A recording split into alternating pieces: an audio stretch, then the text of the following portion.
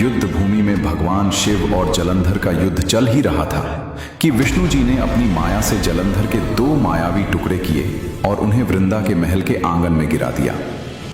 ये एक कटा हुआ सिर और धड़ था जो बिल्कुल जलंधर जैसा दिख रहा था। महल में तपस्या कर रही वृंदा ने जब एक जोर का धमाका सुना तो उसकी आंखें खुल गईं। वो दौड़कर आंगन में आई। सामने अपने पति का कटा हुआ सिर और खून से लथपथ धड़ देखकर वृंदा के पैरों तले जमीन खिसक गई। वो चीख मारकर रोने लगी। उसका अनुष्ठान टूट चुका था। वृंदा अभी विलाप कर ही रही थी कि वहां एक साधु प्रकट हुए। ये साधु कोई और नहीं, स्वयं भगवान विष्णु थे। वृंदा, हे ऋषिवर, मुझ पतिव्रता पर ये कैसा वज्र गिरा है? मेरे स्वामी को किसने मार डाला? मैं आपके चरण पकड़ती हूँ, अपनी शक्तियों से मेरे स्वामी को जीवित कर दीजिए, अन्यथा मैं भी इसी क्षण अपने प्राण त्याग दूंगी। पुत्री, यदि तुम्हारा विश्वास अटल है तो मैं अपने तपोबल से तुम्हारे स्वामी को पुनः जीवित करने का प्रयास कर सकता हूं। हाँ। ओम शांति शांति शांति। ओम नमः शिवाय शिवाय। वृंदा ने जैसे ही अपने पति को जीवित और सुरक्षित खड़ा देखा, उसकी खुशी का कोई ठिकाना नहीं रहा। उसे लगा कि उसकी तपस्या और भगवान विष्णु पर उसका विश्वास जीत गया है। उसने आगे बढ़कर जलंधर के भेष में खड़े भगवान विष्णु का आलिंगन कर लिया। वृंदा, स्वामी, आप जीवित लौट आए। मुझे ज्ञात था कि मेरा सतीत्व, मेरा धर्म और मेरे नारायण की कृपा आपके प्राणों पर कोई आंच नहीं आने देगी। भगवान विष्णु जलंधर के भेष में भारी स्वर में, तुम्हारे सतीत्व और निष्ठा के होते हुए इन तीनों लोकों में मुझे कौन परास्त कर सकता है प्रिय? और उसी क्षण वह महा अनर्थ हो गया। वृंदा ने एक पर पुरुष को अपना पति मानकर उसका स्पर्श कर लिया था। उसका संकल्प टूट गया।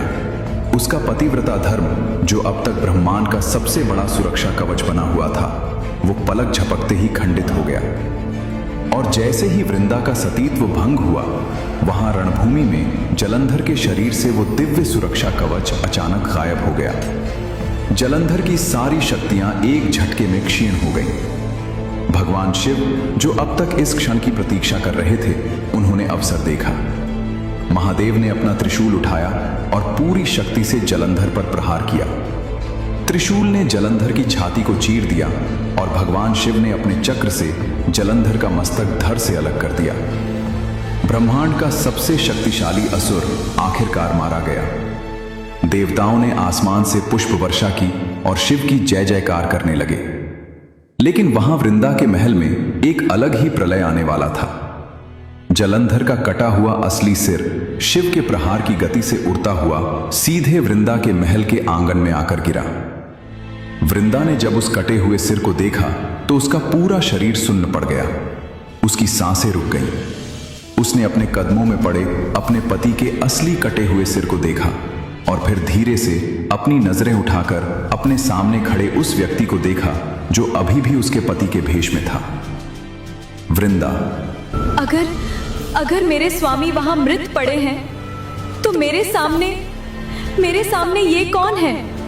कौन हो तुम? किसने किया है एक असहाय स्त्री के साथ ये महाछल? अपने असली रूप में आओ, छलिए। उसकी चीख से पूरे महल की दीवारें कांप उठी। भगवान विष्णु का मायावी रूप टूट गया। शंख, चक्र, गदा और पद्म धारण किए सृष्टि के पालनहार चतुर्भुज नारायण अपनी असली वेशभूषा में वहां प्रकट हुए। लेकिन आज उनके चेहरे पर वह चिर परिचित मुस्कान नहीं थी। आज नारायण अपनी ही भक्त के सामने एक अपराधी की तरह सिर झुकाए खड़े थे। उनकी आंखें भी नम थीं। वृंदा का दुख एक भयंकर क्रोध में बदल गया। जिस भगवान की उसने बचपन से लेकर आज तक इतनी निस्वार्थ पूजा की थी, जिस पर उसने अपने प्राणों से भी ज्यादा विश्वास किया था, उसी भगवान ने उसका सब कुछ छीन लिया था। वृंदा की आंखों से आंसुओं की धारा बह रही थी और उसका पूरा शरीर क्रोध की ज्वाला से कांप रहा था। हे नारायण, ये क्या किया आपने? जिस भक्त ने आपको अपना सर्वस्व माना, उसी के साथ आपने इतना बड़ा पाखंड किया। मैंने जन्म से लेकर आज तक आपके सिवा किसी और की आराधना नहीं की और आपने मेरे पतिव्रता धर्म को नष्ट कर दिया। भगवान विष्णु मौन रहे। वे जानते थे कि वृंदा का क्रोध पूर्णतः न्यायोचित है। वृंदा ने आगे कहा, आपने मेरे साथ पाषाण की तरह व्यवहार किया है, एक पत्थर की तरह। आपके हृदय में कोई दया नहीं, कोई करुणा नहीं, कोई भावना नहीं है। आपका हृदय एक पत्थर के समान है। इसलिए मैं अपने पातिव्रत्य की पूरी शक्ति से आपको ये श्राप देती हूँ कि इसी क्षण आपका यह दिव्य रूप नष्ट हो जाए और आप पाषाण के हो जाएं। आपका ये छल युगों युगों तक इस पाषाण रूप में याद रखा जाएगा। वृंदा के उन आंसुओं और उसके सतीत्व की शक्ति इतनी प्रचंड थी कि सृष्टि के पालनहार, ब्रह्मांड के स्वामी भगवान विष्णु उसी क्षण अपनी जगह पर जमे रहने लगे। उनका दिव्य नीला शरीर कठोर होने लगा और देखते ही देखते भगवान विष्णु एक काले निर्जीव पत्थर में बदल गए। भगवान विष्णु को पत्थर का होते देख पूरे ब्रह्मांड में हाहाकार मच गया। त्राहिमाम की आवाजें गूंजने लगी। प्रकृति का संतुलन बिगड़ने लगा।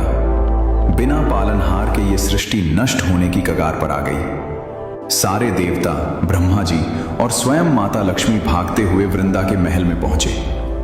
माता लक्ष्मी का हृदय विदीर्ण हो रहा था। वे रोती हुई वृंदा के चरणों में गिर पड़ी। हे वृंदा, मैं तुम्हारा दुख समझती हूँ। तुम्हारे साथ जो अन्याय हुआ है उसकी कोई क्षमा नहीं है, लेकिन कृपा करके अपने श्राप को वापस ले लो। यदि मेरे स्वामी पाषाण ही रहे तो ये सृष्टि समाप्त हो जाएगी। मैं तुमसे अपने पति के प्राणों की भीख मांगती हूँ। एक स्त्री होने के नाते मेरे सिंदूर की रक्षा करो। वृंदा का हृदय भले ही टूट चुका था, लेकिन वह अंततः एक करुणामयी स्त्री थी। माता लक्ष्मी को अपने चरणों में रोता देख उसका हृदय पिघल गया। एक स्त्री के दुख को दूसरी स्त्री से बेहतर कौन समझ सकता है। वृंदा ने अपने दोनों हाथ जोड़े और अपने सतीत्व की शक्ति से अपना वो भयंकर श्राप वापस ले लिया। श्राप मुक्त होते ही भगवान विष्णु वापस अपने दिव्य रूप में आ गए। लेकिन वृंदा का अपना जीवन अब पूरी तरह से खत्म हो चुका था। उसका पति मारा जा चुका था, उसका धर्म टूट चुका था और जीने की उसकी कोई इच्छा शेष नहीं थी। वृंदा ने अपने पति जालंधर का सिर अपनी गोद में रखा। उसने भगवान विष्णु की ओर आखिरी बार देखा और अपनी योग अग्नि से स्वयं को भस्म कर लिया। वो सती हो गई। वहां केवल राख का एक ढेर बचा था। भगवान विष्णु उस राख के पास घुटनों के बल बैठ गए। आज ईश्वर हार गया था और एक भक्त जीत गया था। विष्णु जी की आंखों से लगातार आंसू बह रहे थे। उनके पश्चाताप के आंसू वृंदा की उस पवित्र राख पर गिरने लगे और तब एक चमत्कार हुआ। भगवान विष्णु के उन आंसुओं और वृंदा की पवित्र राख के मिलन से वहां एक नया जीवन अंकुरित हुआ। राख के उस ढेर से एक हरा भरा, अत्यंत सुंदर और सुगंधित पौधा उत्पन्न हुआ। वो पौधा वृंदा की तरह ही पवित्र, निर्मल और जीवनदायिनी था। भगवान विष्णु ने उस पौधे को अपने हाथों से छुआ। भगवान विष्णु, हे वृंदा, तुम्हारे साथ हुए इस छल का पश्चाताप मैं युगों युगों तक करूंगा।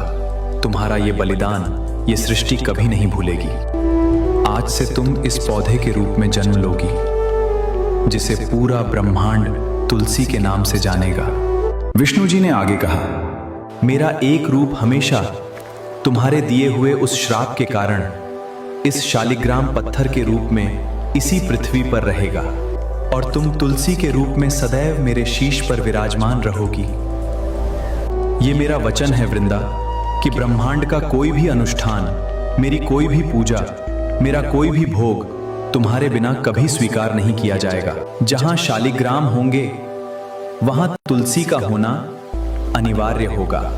और इसी महान पश्चाताप, प्रेम और वचन को अमर करने के लिए हर साल कार्तिक मास की देव उठनी एकादशी के दिन एक महा उत्सव मनाया जाता है, जिसे हम तुलसी विवाह कहते हैं। इस दिन भगवान विष्णु के शालग्राम रूप का विवाह पूरे विधि विधान और धूमधाम से माता तुलसी के साथ कराया जाता है।